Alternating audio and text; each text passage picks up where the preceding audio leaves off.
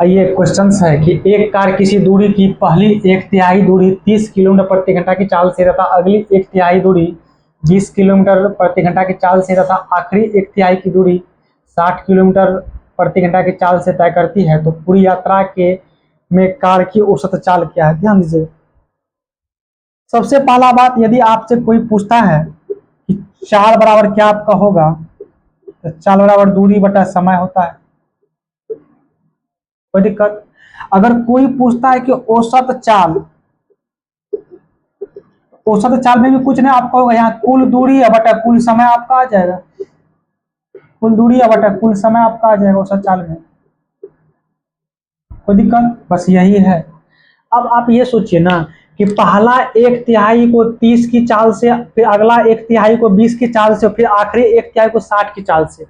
हम ऐसा एक दूरी अपने मन से मान लेते हैं कि जो 30, 20 और 60 तीनों से कटेगा।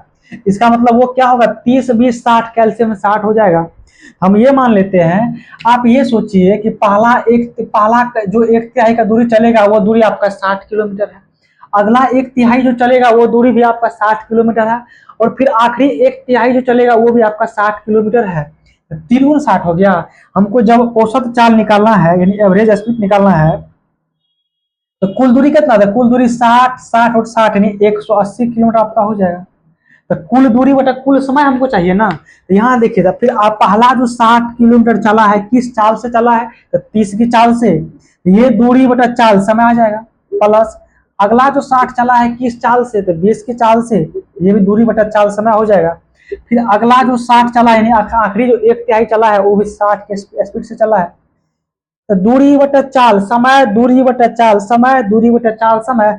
ऊपर में टोटल दूरी है, नीचे में टोटल समय है। तो आपका टोटल दूरी बटा टोटल समय क्या हो जाएगा, चाल आपका निकल जाएगा।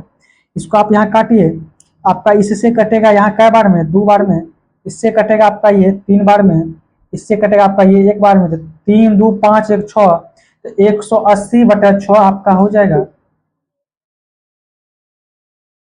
वैसे काट दीजिए, आपको एक बार में कटेगा तो 30 किलोमीटर प्रति घंटा आपका हो जाएगा।